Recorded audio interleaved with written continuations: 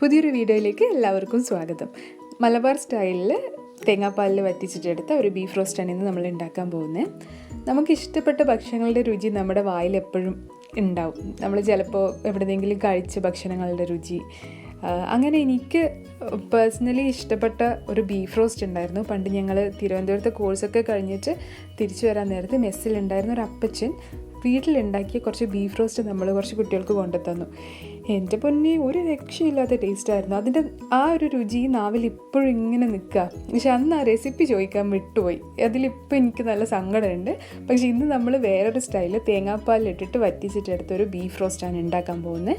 ഇതും നല്ല ടേസ്റ്റാണ്. അപ്പോൾ നമുക്ക് ഇതെങ്ങനെ ഉണ്ടാക്കുന്നതെന്ന് നോക്കാം. അതിനു മുമ്പായിട്ട് എൻ്റെ വീഡിയോ ആദ്യമായിട്ട് കാണുന്നവരാണെങ്കിൽ സബ്സ്ക്രൈബ് ചെയ്യാൻ മറക്കരുത്. പിന്നെ വീഡിയോ മൊത്തമായിട്ട് കാണുക. അപ്പോൾ നിങ്ങൾക്ക് എന്തെങ്കിലും ഡൗട്ട് ഉണ്ടെങ്കിൽ അതൊക്കെ ക്ലിയർ ആവും. അപ്പോൾ ഞാൻ ഇവിടെ 1 കിലോ ബീഫ് നന്നായിട്ട് കഴുകിയെടുത്തിട്ടുണ്ട്. അതിലേക്ക് ഞാനൊരു 1 ടീസ്പൂൺ മഞ്ഞൾ പൊടിയും 1 ടീസ്പൂൺ കുരുമുളക് പൊടിയും 1 ടീസ്പൂൺ ഉപ്പും പിന്നെ ഒരു 5 ഉലുവയും എടുത്തിട്ടുണ്ട്. അത് നമുക്കിതിലേക്ക് ഇട്ട് കൊടുത്തിട്ട് ഒന്ന് കൈകൊണ്ട് നന്നായിട്ട് തിരുമ്മി കുഴച്ചിട്ട് വെക്കണം. ഇനി ഇതിനെ ഞാനൊന്ന് പ്രഷർ കുക്ക് ചെയ്യാൻ പോവാണ്, ഒരു 10-20 മിനിറ്റ്. അപ്പോൾ നമ്മുടെ ബീഫ് ഇവിടെ റെഡി ആയിട്ട് വന്നിട്ടുണ്ട്. ഇത് ഇത്ര ഒരു 90% കുക്കായാൽ മതി കേട്ടോ. പിന്നെ ഒരു കപ്പ് തേങ്ങാപ്പാൽ എടുക്കുക. അതിലേക്ക് ഒരു 2 തണ്ട് കറിവേപ്പില നന്നായിട്ട് ഞെരടിയിട്ട് ചേർത്ത് കൊടുക്കണം.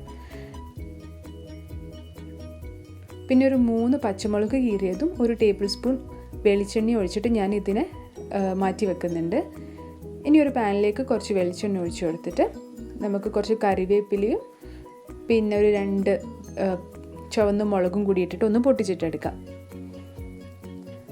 ഇതിലേക്ക് ഞാനിനി ഒരു 4 സവാള അരിഞ്ഞത് ചേർത്തിട്ട് കുറച്ച് ഉപ്പ് കൂടി ആഡ് ചെയ്തിട്ട് നന്നായിട്ടൊന്ന് വഴറ്റിയെടുക്കാൻ പോവുകയാണ്. അതിനുശേഷം നമുക്കിതിലേക്ക് 1 ടേബിൾ സ്പൂൺ പച്ചമുളക് ചതച്ചതും 1 ടേബിൾ സ്പൂൺ വെളുത്തുള്ളി ചതച്ചതും 1 ടേബിൾ സ്പൂൺ ഇഞ്ചി ചതച്ചതും കൂടി ഇട്ടിട്ട് നന്നായിട്ടൊന്ന് ഇതിൻ്റെ പച്ചമണം മാറുന്നവരെ വഴറ്റിയെടുക്കാം. അതിനുശേഷം ഒരു 1/2 ടീസ്പൂൺ മഞ്ഞൾ പൊടിയും 1/2 ടീസ്പൂൺ പെരിഞ്ജീരകം പൊടിച്ചതും പിന്നെ ഒരു 1/2 ടീസ്പൂൺ ഗരം മസാലയും 1 ടീസ്പൂൺ കുരുമുളക് പൊടിയും പിന്നെ ഒരു 3 ടേബിൾ സ്പൂൺ മുളക് പൊടിയും 1 ടേബിൾ സ്പൂൺ മല്ലിപ്പൊടിയും കൂടി ചേർത്തിട്ട് ഇതിനെ നന്നായിട്ടൊന്ന് വഴറ്റിയെടുക്കണം. ഇനി ഇതിൻ്റെയും പച്ചമണം മാറിയിട്ട് വരുന്നവരെ നമുക്കൊന്ന് വഴറ്റി കൊടുക്കാം. അതിനുശേഷം ഒരു തക്കാളി അരിഞ്ഞത് ഇതിലേക്ക് ആഡ് ചെയ്ത് കൊടുക്കണം. ഇത് നന്നായിട്ടൊന്ന് സോഫ്റ്റായിട്ട് വരുമ്പോൾ നമുക്ക് നമ്മുടെ ബീഫ് വേവിച്ചത് വെള്ളം കൂടെ ചേർത്തിട്ടൊന്ന് ഇതിലേക്ക് ചേർത്ത് കൊടുക്കാം. എന്നിട്ട് നന്നായിട്ട് യോജിപ്പിക്കണം. ഒരു മസാല പൗഡർ കൂടി ഇടണം കേട്ടോ, അത് മറന്നുപോയതാണ്. 1 ടീസ്പൂൺ മീറ്റ് മസാല കൂടി ഞാൻ ആഡ് ചെയ്തിട്ടുണ്ട് ഇതിലേക്ക്. ഇനി ഇതിനെ നന്നായിട്ടൊന്ന് യോജിപ്പിച്ചിട്ടെടുക്കാം. നമുക്കിത് ഹൈ ഫ്ലെയിമിൽ വെച്ചിട്ട് തന്നെ കുക്ക് ചെയ്യാം കേട്ടോ. ഇനി നമുക്ക് നമ്മുടെ തേങ്ങാപ്പാൽ മിക്സ്ചർ ഇതിലേക്ക് ഒഴിച്ചു കൊടുത്തിട്ട് നമുക്കിതിനെ ഹൈ ഫ്ലെയിമിൽ വെച്ചിട്ട് നന്നായിട്ടൊന്ന് റോസ്റ്റ് ചെയ്തെടുക്കണം. ഒരു 5 മിനിറ്റോളം ഇതിനെ നമുക്കൊന്ന് നന്നായിട്ട് ഇളക്കി യോജിപ്പിച്ച് റോസ്റ്റ് ചെയ്തിട്ടെടുക്കാം.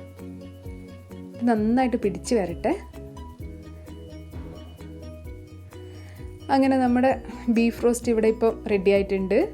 ചപ്പാത്തിയുടെ കൂടിയും പൊറോട്ടയുടെ കൂടിയും പിന്നെ ചോറിൻ്റെ കൂടിയും ഒക്കെ കഴിക്കാൻ നല്ല അടിപൊളി കോമ്പിനേഷനാണ്. അപ്പോൾ എല്ലാവരും ഒന്ന് ട്രൈ ചെയ്ത് നോക്കിക്കോളൂ. വീഡിയോ ഇഷ്ടമായാൽ ലൈക്ക് ചെയ്യണം. പിന്നെ നിങ്ങളുടെ ഫീഡ്ബാക്ക്സ് എൻ്റെ കമൻറ്റ് ബോക്സിൽ അറിയിക്കുക. അപ്പോൾ മറ്റൊരു വീഡിയോ ആയിട്ട് കാണാം. അതുവരേക്കും this is me Nishi signing off. Take care.